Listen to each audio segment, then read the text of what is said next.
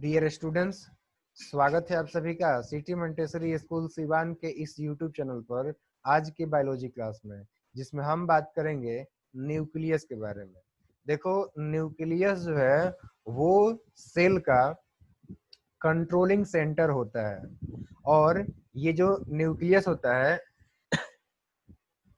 वो यूकैरियोटिक कोशिकाओं का मेन डिस्टिंग्विशिंग फीचर है, यानी कि मेन वो अंतर करने वाला फीचर होता है जिसके आधार पर कि हम यूकैरियोटिक सेल और प्रोकैरियोटिक सेल के बीच में अंतर स्पष्ट करते हैं। नेक्स्ट, अगला फैक्ट ये ध्यान रखो कि ये जो न्यूक्लियस है वो 1831 में, यहाँ पे गलती से 1833 दे दिया है, तो 1831 में जो है प्लांट सेल के अंदर में रॉबर्ट ब्राउन के द्वारा, जो कि एक स्कॉटिश साइंटिस्ट थे, उनके द्वारा पहली बार डिस्कवर किया गया था और उसका नाम दिया गया था। एक बार फिर से रिपीट करता हूँ कि न्यूक्लियस जो है वो एक स्कॉटिश साइंटिस्ट रॉबर्ट ब्राउन के द्वारा 1831 में प्लांट सेल के अंदर में डिस्कवर किया गया था पहली बार, और नाम दिया गया था। साथ ही एक और साइंटिस्ट है स्ट्रॉसबर्गर, इनके बारे में ये फैक्ट ध्यान दो कि यही वो साइंटिस्ट हैं जिन्होंने बताया था कि न्यूक्लियस जो है वो कैरेक्टर के इनहेरिटेंस से संबंधित होता है, यानी कि कैरेक्टर के इनहेरिटेंस में वो रोल प्ले करता है न्यूक्लियस। ठीक है,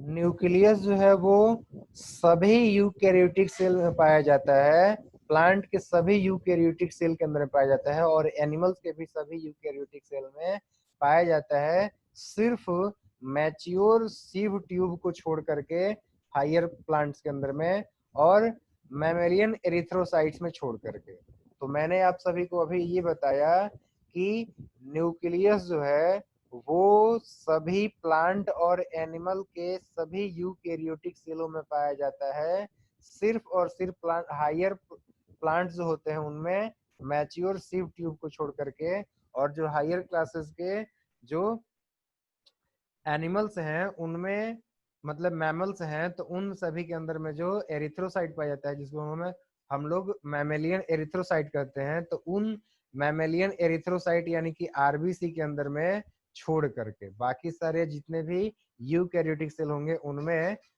ये जो न्यूक्लियस है वो पाया जाता है। बट ध्यान दो कि जो प्रोकैरियोटिक सेल होते हैं उन सभी के अंदर में ट्रू न्यूक्लियस नहीं होता है। अब देखो, ये जो न्यूक्लियस है इसके पोजीशन का बात किया जाए तो इसका पोजीशन जो है वो सेल के प्रकार का जो कैरेक्टरिस्टिक है इसके अकॉर्डिंग, इसके साथ ही साथ जो है वो वेरी करता है। हालांकि बात किया जाएगा तो यूजुअली ये जो न्यूक्लियस है ये आपका लोकेटेड होता है सेंटर में, यानी कि सेल का जो सेंटर होता है, बीचों बीच वाला भाग होता है, वहां पे ये नॉर्मली लोकेट करता है, यानी कि नॉर्मली वहीं पर ये होता है। हालांकि फिर भी इसका जो है लोकेशन वेरी करते रहता है, कभी जो ये साइड में भी पाया जाता है, जैसे कि प्लांट के अंदर में पे देखेंगे तो ये नॉर्मली जो है पेरिफेरल पार्ट में होता है। साथ ही साथ ध्यान रखो कि न्यूक्लियाई का जो नंबर है, यानी कि न्यूक्लियस को हम लोग प्लूरल में न्यूक्लियाई बोलते हैं, तो इनका जो नंबर है वो भी एक सेल से दूसरे सेल के बीच में जो है ये वेरी करते रहता है। ठीक है, तो ये भी फैक्ट्स आप लोगों को ध्यान में रखने हैं। ओके, देखो जनरली ये जो न्यूक्लियस है इसका शेप सेल के शेप से रिलेटेड होता है, यानी कि सेल का जिस प्रकार से शेप उसी प्रकार से न्यूक्लियस का शेप होता है। न्यूक्लियस होता है वो यूजुअली एस्फेरिकल होता है, या फिर क्यूबाइडल होता है, और नहीं तो वो पॉलीहेड्रल होता है। देखो, ये जो न्यूक्लियस होता है ये पूरे सेल के वॉल्यूम का 10% स्पेस को जो है ऑक्युपाई करता है, और इसका साइज साइटोप्लाज्म के साइज का डायरेक्टली प्रोपोर्शनल होता है, यानी कि साइटोप्लाज्म का साइज अगर ज्यादा रहेगा तो फिर न्यूक्लियस का साइज ज्यादा रहेगा, अगर साइटोप्लाज्म का साइज कम है तो फिर न्यूक्लियस का भी साइज जो है वो कम रहेगा। यानी कि मैंने अभी अभी आप लोगों को बताया है कि न्यूक्लियस का जो है साइज वो साइटोप्लाज्म के साइज का डायरेक्टली प्रोपोर्शनल होता है। इसके अलावा न्यूक्लियस का साइज जो है वो क्रोमोसोम्स के नंबर पर भी डिपेंड करता है, यानी क्रोमोसोम्स के नंबर से भी रिलेटेड होता है। अब हम लोग जानेंगे न्यूक्लियस के स्ट्रक्चर के बारे में। ठीक है, तो देखो न्यूक्लियस जो होता है वो निम्नलिखित स्ट्रक्चर का बना होता है। एक एक करके हम लोग जानते हैं। देखो पहला है आपका न्यूक्लियर मेम्ब्रेन, जिसको कि हम लोग न्यूक्लियर इन्वेलप भी कह सकते हैं। दूसरा है न्यूक्लियर मतलब न्यूक्लियर सैप या फिर न्यूक्लियोप्लाज्म। तीसरा है न्यूक्लियोलस और चौथा है क्रोमैटिन फाइबर्स। तो ये चार अवयव हैं, कंपोनेंट हैं, जिनसे मिल करके बना होता है। अभी मैंने क्या क्या बताया था? पहला बताया था न्यूक्लियर मेम्ब्रेन या न्यूक्लियर इन्वेलप। दूसरा है न्यूक्लियर सैप या फिर न्यूक्लियोप्लाज्म। तीसरा है न्यूक्लियोलस और चौथा है क्रोमैटिन फाइबर। अब एक एक करके इन सभी स्ट्रक्चर्स को जो हम लोग डायग्राम के माध्यम से समझ लेते हैं। ठीक है, तो देखो इस डायग्राम में आप देख सकते हो कि सबसे बाहर में जो है आपको एक झिल्ली दिखाई दे रहा है, जो कि मैं रेड कलर से यहाँ पे ड्रॉ कर रहा हूँ। तो ये जो झिल्ली है, इस झिल्ली को हम लोग बोलते हैं न्यूक्लियर मेम्ब्रेन या फिर न्यूक्लियर इन्वेलप, जो कि डबल मेम्ब्रेन होता है। ध्यान देख सकते हो यहाँ पर एक एक ये वाला मेम्ब्रेन बाहर से है और दूसरा एक और जो है यही मेम्ब्रेन यहाँ से अंदर की तरफ से भी है। तो ये डबल मेम्ब्रेन होता है, ये भी आप लोगों को ध्यान रखना है कि ये बाई लेयर्ड होता है, दो इसमें लेयर होते हैं मेम्ब्रेन के। ठीक है, तो ये हो गया आपका जो है न्यूक्लियर मेम्ब्रेन।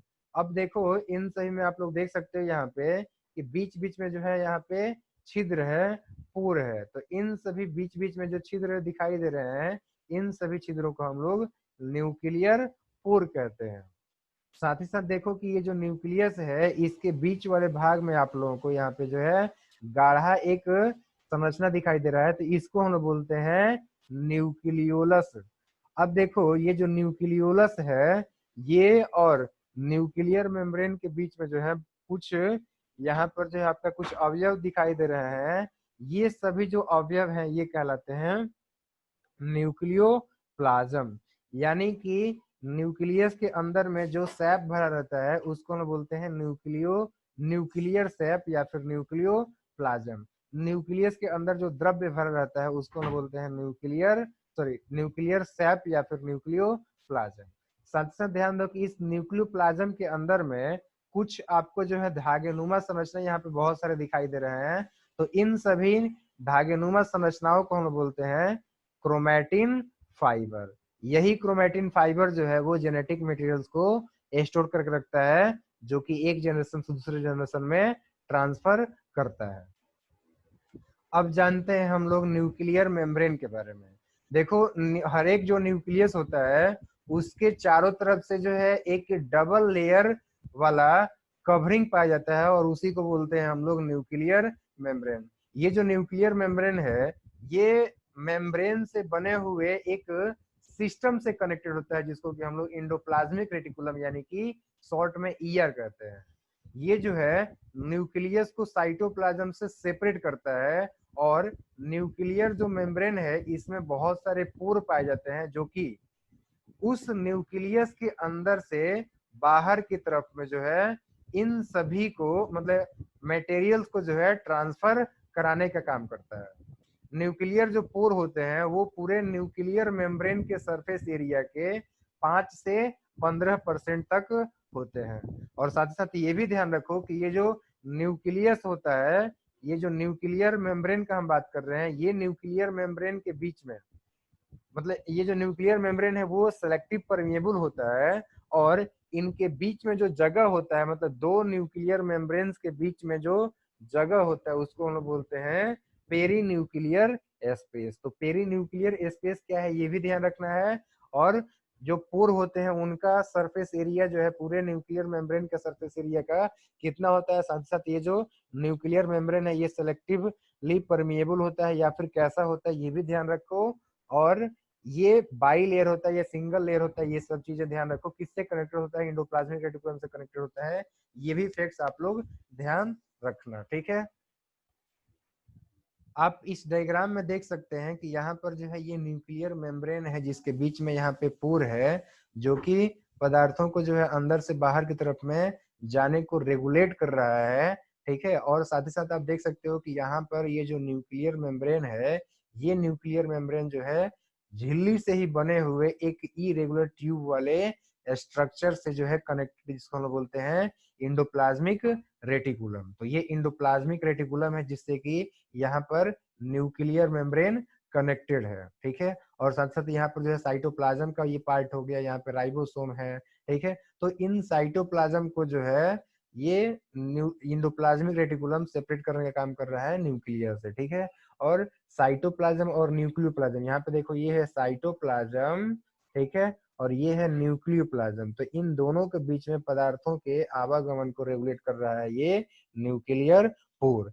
साथ ही ध्यान दो कि यहाँ पर जो न्यूक्लियर मेम्ब्रेन है इसके बीच में ये जो खाली जगह है, मतलब खाली करने का मतलब कि जो जगह है उसको हम बोलते हैं पेरी न्यूक्लियर स्पेस। तो ये सभी चीजें आप लोगों को ध्यान रखना। और बीच में ये जो गाढ़ा है उसको बोलते हैं हम लोग न्यूक्लियोलस, ठीक है। तो उम्मीद कर रहा हूँ कि जो हमने पढ़ाया उसको डायग्राम से सही तरीके से आप सभी को समझा दिया। चलो अब आगे देखते हैं हम लोग न्यूक्लियोप्लाज्म के बारे में कि ये न्यूक्लियोप्लाज्म आखिर क्या होता है।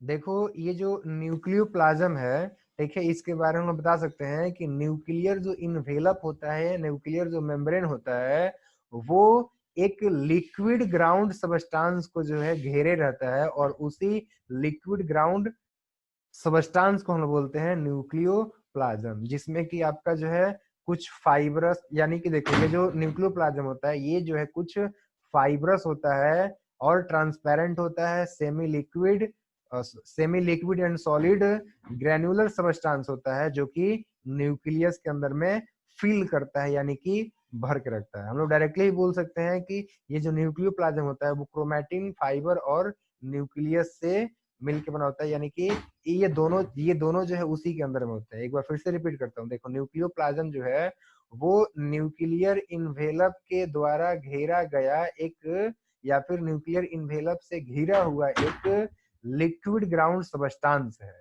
जो कि फाइब्रस होता है, ट्रांसपेरेंट होता है, सेमी सॉलिड ग्रेनुलर सबस्टांस होता है जो कि न्यूक्लियस के अंदर में भरा होता है, और इसके अंदर में क्रोमैटिन फाइबर और न्यूक्लियोलस शामिल होते हैं। अब हम लोग बात करेंगे न्यूक्लियोलस का, ओके। तो न्यूक्लियस का यहाँ पे आप लोग डायग्राम देख सकते हो, काफी गाढ़ा होता है ये, ठीक है। इसके बारे में मैं आप सभी को बाद में बताऊंगा, पहले पढ़ लेते हैं। हालांकि ये सब तो आप लोग जानते ही हो कि ये जो सेल होता है कितना छोटा होता है, और सेल जितना छोटा होता है उसके अकॉर्डिंग जो है उसका न्यूक्लियस कितना छोटा हो जाएगा, और जब न्यूक्लियस इतना छोटा हो जाएगा तो उससे भी तो ज्यादा, बहुत ज्यादा छोटा हो जाएगा ना न्यूक्लियोलस, ठीक है। तो इसके बारे में हम लोग जानते हैं अब न्यूक्लियस के बारे में। देखो न्यूक्लियस के अंदर एक या एक से अधिक डेंसर बॉडी होते हैं, यानी कि काफी जो है सघन, काफी गाढ़े बॉडी दिखाई देते हैं, उनको हम लोग बोलते हैं न्यूक्लियोलस, और इनका प्लूरल में जो है नाम हो जाएगा न्यूक्लियोआई, ठीक है। देखो ये जो न्यूक्लियस होते हैं ये जो है क्रोमैटिन फाइबर से अटैच होते हैं अपने एक स्पेसिफिक रीजन से, या फिर स्पेसिफिक रीजन पर, जिसको कि हम लोग बोलते हैं न्यूक्लियोलर ऑर्गेनाइजर रीजन। ये जो न्यूक्लियोलर ऑर्गेनाइजर रीजन होता है ये आपका जो है मेम्ब्रेन से बाउंडेड नहीं होता है, और साथ साथ जो ये बहुत सारे आरएनए यानी कि राइबोन्यूक्लिक एसिड और प्रोटीन से मिल करके बना होता है, जो कि राइबोसोम के बनाने में यूज किया जाता है। और इस प्रकार से न्यूक्लियोलस को हम लोग राइबोसोम्स का फैक्ट्री भी कहते हैं। न्यूक्लियोलस जो होता है वो राइबोसोम्स के सभी प्रोटीन को स्टोर करने का काम करता है। तो उम्मीद कर रहा हूं कि ये सारे फैक्ट्स आप लोगों को समझ में आ गया है न्यूक्लियोलस के बारे में।